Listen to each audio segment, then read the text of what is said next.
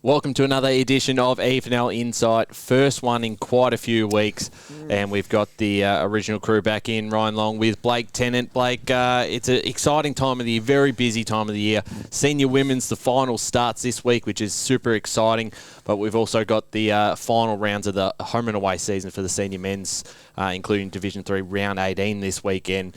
So it's all happening. It's the pointy end of the season, but it is probably the most rewarding and most enjoyable part, as well as the most stressful.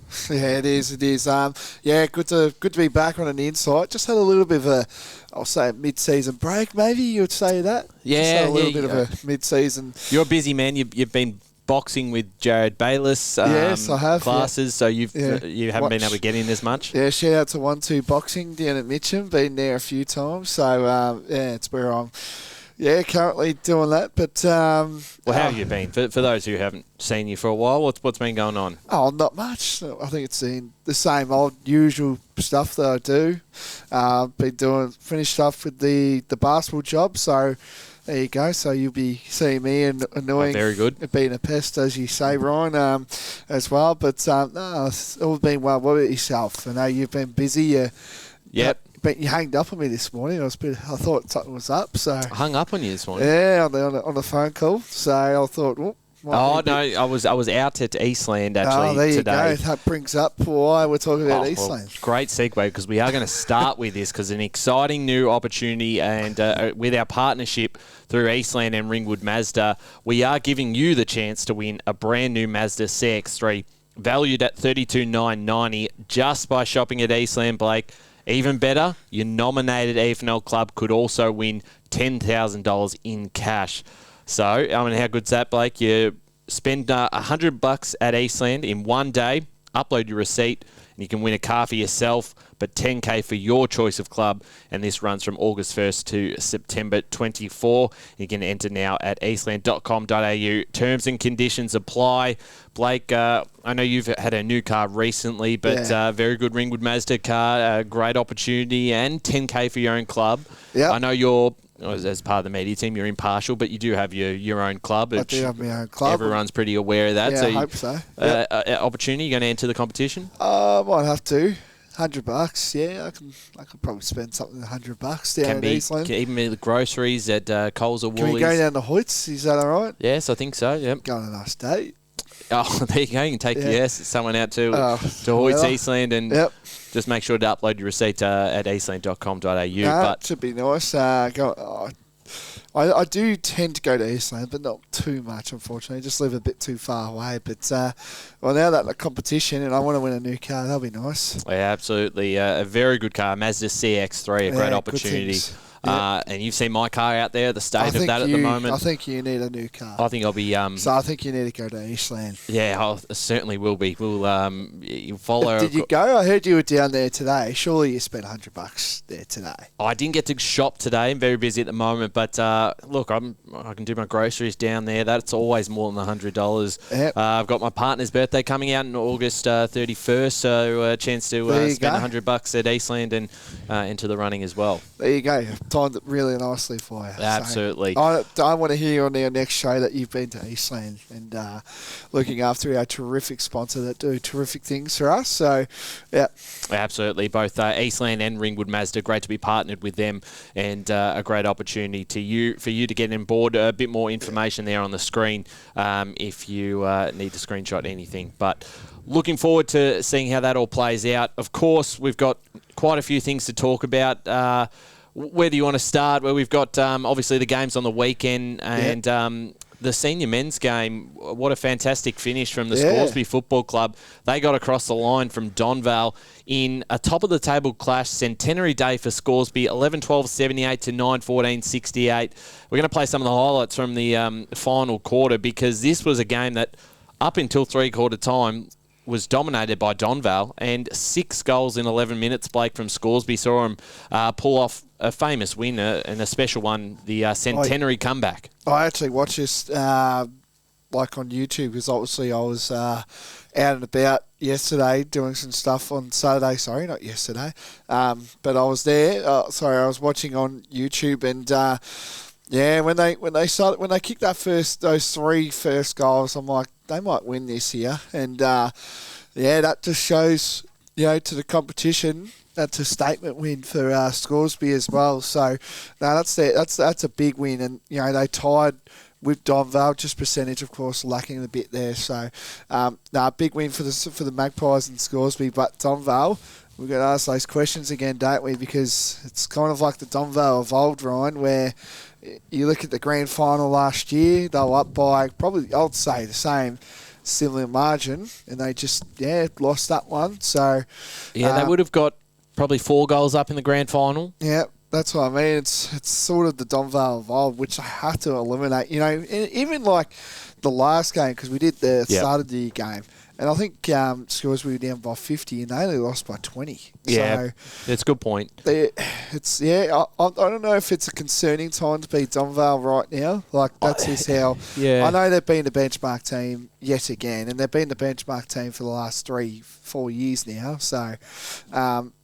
it's an interesting one because I'm not concerned for them because for a half and a bit they should have iced the game by half time. They missed some gettable shots. Even at 3/4 time, there was a goal missed on the siren, which would have put them 6 goals up instead of 5. They were 40 points up when they started peppering some shots in the second quarter. That game could have been done. So they left the door open. Again, similar earlier in the season, they didn't bury Scoresby and left it open. And that is a side you can't underestimate because, look, Craig McKenzie, to his credit, was able to move a few magnets around. Brunning went forward, created a bit. McBean was a star. Yeah, McBean turned it on in that last quarter. Obviously, Camilleri was fantastic for the full game, but even Wolnerek's second half was massive. The intercept marking, was clunking just about everything. So they were able to move things around, and suddenly Ethan Duncan and Nick Murphy, who were at the start of the day looked like they might combine for 10-plus goals. They were probably kept quiet and didn't get the opportunities in the second half. But the thing is, I've noticed is that Donvale's got their band back together. Yeah, and I saw Rouse's... great game from James. So that just shows, yes, it was his first game back. I'll give him that. Yeah, second one back, yep. Yeah, and first senior game. I think he played in the seniors against Upper Gully. Yeah. Oh, okay. Fair enough, anyway. But... I feel like they've got their band back together. Duncan, I saw, missed a few weeks. Rouser hasn't played since probably, round 2, round 3? He's missed pretty much almost the entire season. Yeah, so, that's going to be an interesting point. But Donvale, disappointing, but they can, they were up easily at the half, and then probably 3/4 time it looked like their way. But Scoresby, that just shows that they're here to play. So they've got Upper Gully, which won't be hard because it's always tough going to Kings Park. So it'll be interesting. And a big day because it was their centenary day, and we've got some footage there from the day with Paul Giannopoulos running the presentations before the game. Had all the cups on the ground. I know how much you love the history of clubs and when they get in their premiership cups involved. I know you like it too. I do. I'm a big history person, particularly with local footy. And so you may have played Scoresby juniors. I played some juniors. Are we allowed to say that here? Yeah, you're allowed to say that. Okay. It's a fact. Yeah, but you would have been excited to be down there at Scoresby on Saturday. Well, it was the first time for I think for probably maybe 6 or 7 years that a game has been. I know we did grand final 2019 or 18, one of them. Yes, that's true. But for a Scoresby home game, we're going back fair while. So probably it was those good days when you were playing at Scoresby. Yes, never seen this, never got out of the juniors. But all in all, that's in my opinion, probably Scoresby's best win probably since grand final day. I would say last year because obviously. I think from rounds 14s onwards, they look like to be the team to beat. So, that was good by Scoresby. Yep. But Donvale, they just got to go back again and reset. I know Giles didn't play. Giles was not there. They have had to certainly make note. They've had a lot of players out, and as you said, they're getting everyone starting back into the side now. Giles, I'm sure, will be back potentially for finals or this week, not too sure. But they are still likely to finish on top. All they've got to do is just beat Knox in the final round of the season. Yep. It is fascinating. The top 4 all play each other. Obviously, you mentioned Scoresby play Upper Gully, but Donvale play Knox. Donvale and Scoresby are fighting up for top spot, while Upper Ferntree Gully and Knox have still got the third place position up for grabs. So there's plenty to play for. It's not a dead rubber of a round for those 4 sides. No, definitely. And, Division 3 is thrown up a lot of speculation as well. So finals last round of the year, it's going to be interesting as well. So should we touch on the Basin before we move on? Because they've locked in their final spot as well, which is massive for everyone down there, and something none of us would have expected at the start of the season. It's always difficult to know when Can I ask, where did you put them when you laid a predictor at the start of the year? Well, someone came up to me the other night and said I had them double relegated. Can you tell I'm us not what sure, place? but I didn't have them getting double relegated, but I didn't think they were going to play finals. I probably had them 8th, maybe. Well, I think that's where I put him. Well, we can fact check at the end of the season. You know who I put as my relegated team? Sylvan. Well, yeah, you're wrong on it. If you thought they were going to play 18 away games, if that was the case, they'd probably finish on the bottom. Well, that's the other story, isn't it? Sylvan, who are going to finish the year off 8-1 at home, but they are 0-8 on the road. But can we also mention as well? I know you talked about.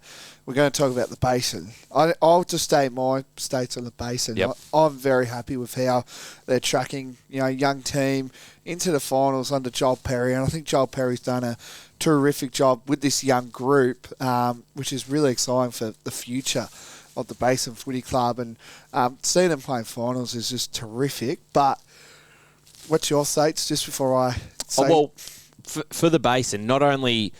And a lot of the times, I think this season we thought maybe that 4th and 5th spot, you might just be making up numbers. But when they look at it, they've beat Scoresby, the prime day. They've beat Upper Gully at home.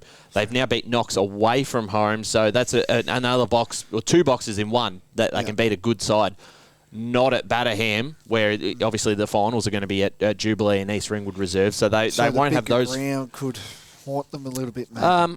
Look, I don't know. I haven't seen them live this season, but we will see them live in the first week of the finals on that Sunday. Mathematically, I think they're still potential to finish 3rd, but I think their percentage is that far behind. So they're going to play on the elimination final day on the Sunday, which is either going to be against Upper Gully and Knox. The last time they've played both sides, they've beat them. So, look, advantage Knox, you would say. Well, I don't know. I mean, it's going to be fascinating to see who they play because the top 3 is still up for grabs because if Upper Gully win and Knox lose, they're going to switch spots and they're playing Knox 2 weeks after defeating them at Knox Gardens Reserve, maybe a little bit of a mental edge. Yeah. No, I kind of agree. But what I was saying is it's also drawn a little bit of speculation in this division because Coldstream travel up to Sylvan, and as you said, Ryan, they're 8-1. No, sorry, Sylvan travelled to Coldstream. Oh, is it? Oh, I thought I booked them in for that one. No. But yeah, anyway, so Sylvan and Coldstream play against each other. If Coldstream drop this game, Fair Park play Ferntree Gully, and let's just say Ferntree Gully have been hot and cold. Yep. If Fair Park win and Coldstream lose, the Great Escape, Coldstream will be relegated to 4th division. Well, there's two factors that because of the percentages that they dropped against Upper Gully this weekend, it's only now 3%. At first, we thought Fair Park have to win an extra game because the percentage gap was too far. It's now come back to 3. So even if both sides lose, it might come down to which side loses. But if Coldstream cop a big loss to Sylvan, Fair Park get done by 10 points against Ferntree Gully, for an example, they could still jump into 9th. Yeah. But we would think, having a look at it, Fair Park probably still need a win. But I think Coldstream at home and Sylvan, if it was at Sylvan, I wouldn't have given them much hope. But because the Cats have not won away from home, and now they've got nothing really to play for because finals is out of the question, it's a big opportunity for Coldstream to win this final game of the season. I'm actually tipping Coldstream. And it's hard to do that after they're coming off a 96-point loss on their home deck against Upper Gully. But I really do think it's switched now. The Cats have got nothing to play for. A couple of weeks ago, it looked like Sylvan would have all the play for and Coldstream nothing. Roles have reversed. Yeah. For different reasons. Interesting you pick Coldstream just based on the form. Like, I know, but surely, you know what I call Sylvan? The Gold Coast Suns of old. Last year.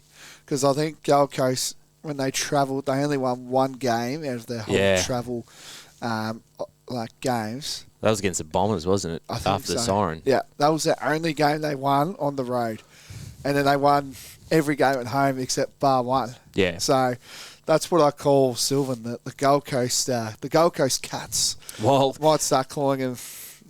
They would love to just get that off the back this week Yeah. and just win one away, because that's always going to stick with them. That's going to sum up their season either way. The fact that they're so good at home, but could not win away against anyone. Can they do it on the weekend? On paper, you'd expect them to beat Coldstream. But, well, I mean, we've said that multiple times in their away games, and it just hasn't happened. No, it just hasn't. And, that will be interesting. I'll be tuning in on our Score Centre as well. So it should be a good game between those two sides. So, yep. Yeah, certainly. Do you want to talk about our other game that we did? Yes, let's get stuck into it, because the Premier Division women's clash between the South Croydon and Park Orchards was the Dogs locking up second spot, 7-3-45 to 2-4-16, 29-point win. On the day, you were there calling, and got a new nickname. Well, we'll get into that in just a moment. But Monica Latino listed as is the Eastland Hoyt's Best on Ground award winner. Jennifer Wren, Brooke Smith also in the best on the weekend for the Dogs. All single goal kickers as well. 7 goal kickers on the day for Park Orchards. Bertoldi was listed as their best player on the ground. But I was there for the first half, and that was a half that saw the Dogs kick 5 goals to nothing. And it did remind me a bit of what we saw from them last year. There's some different personnel in there. They've still got, Garner out on the sidelines at the moment, which we heard from. Tanika Martin hasn't played since that Eastern Devils game. If they can get some of these players back in as well, and this is a side that's won 7 on the trot. They won the flag last year, so finals don't scare them. They know the venue well at H.E. Parker. They look arguably more dangerous than anyone in the final series. Nah, can't agree more there. And looks like the South Croydon Evolve that we've known for the last couple of years now, and they're playing some really good footy at this stage here. And to Simon Hammersley, what he's done with this group, I know he had a lot of players out and with personnel issues and what's going on, but I've been really happy with how they've done. 7 in a row, they've beaten the 2 sides that are competing with them, and they face South Belgrave this week, South Croydon, so that should be an absolute ripper game. I think that's a 2:45 time slot game, I'm pretty sure. At H.E. Parker on Saturday. So it should be an exciting game as well. So, but Park Orchards, they're an interesting one. Obviously, Livingston, well, she was listed on our team sheet, but didn't play because she played for the Bulldogs night game in the VFLW on Friday, so she was a big out coming in, so that's how I feel with South Croydon. I think you asked me, or maybe Kate Green asked me, who I think will win the premiership, and I said Park Orchards, but I might have to change that tip. So. Well, and we'll touch on that final series at the end. They do have to get through the Devils, who they've lost to twice this season, so that's not going to be easy for them. But either way, they tick a big box by making finals in their first year in Premier Division. The coach was really good, pre-game. Dave Bowell. Yeah, he was a very good man on what he said about the Sharks. He said he came in, I would say, I don't know if it was a rough time, because obviously Simon McAuliffe has done incredible things. Last year, of course, winning the premiership, he stepped down. And then obviously you want Simon back, but he steps down. What he's done to the group and just galvanised his side to where they are now is terrific. And he goes, if we didn't make the finals, he goes, who cares? We weren't meant to do that. That's what he said on pre-game.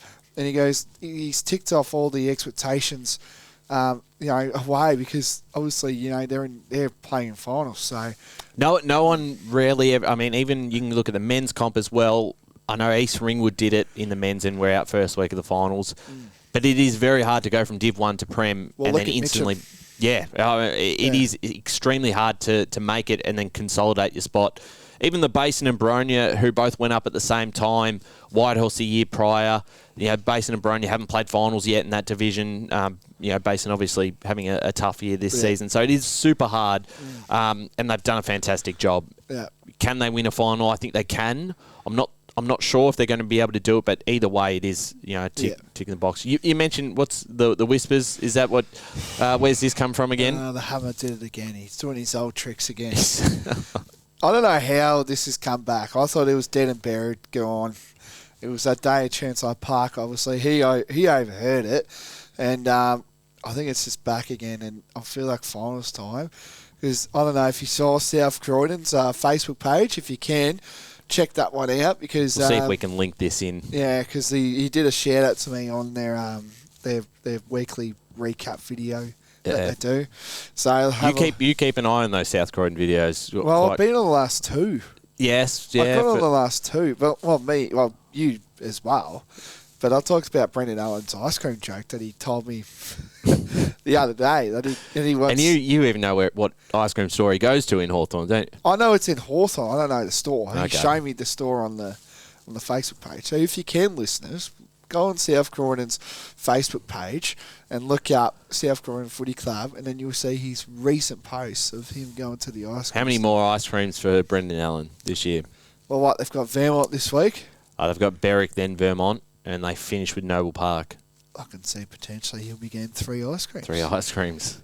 I know Berwick's hard because obviously at Edward Flat it's never easy going down the coast, as I say. Yep. But it's a hard one. 2 away games is always challenging. Yeah, it is. And then finishing off with the last home game of the year. So I reckon 3 ice creams, Brendan. So if you are listening, or any South Croydon people are listening, 3 ice creams for Brendan Allen to finish off the year. Okay, very good. And we'll get down to Hawthorn on Monday night if the Dogs get up to get one as well. See if you can shout us one. Yeah, that's right. Before we get into the finals this weekend and previewing what we've got on Saturday, just one other thing I noticed. I was actually listening to one of my favourite podcasts in Footy and Friends, Dill Buckley's with Mick Barlow and Brett Deledio. But were you a big Lids fan? Well, I wasn't a Richmond supporter, so one of my... but you idolised Richo, though, didn't you? Richo was 1, Lids was 2 before he left. I swear Lids was just everyone's favourite player. Well, I'm a little bit older than you, so I was a bit more in the Richo era. But Lids probably fits your category a bit more. Yeah, anyway, we should be. Yeah, we can talk about that off air. But I was listening to the podcast and they started talking about a local game, and then I heard this come up on the podcast. There was a local game and it was getting commentated by some commentators, and there was some special comments mics like around the ground, and you could hear some of the boys getting into some special comments. Mate, here it is. There you go. Hopefully she's all good. I'll do a check for you. I see her walking around there, so possibly that leg. I'm from Maui. I love these things on the side effect, Mike. I'm from Maui. It's a shunk tackle. So, explain what was going on there. I'm from Maui. I'm from Maui. It just gets better every day when you hear that.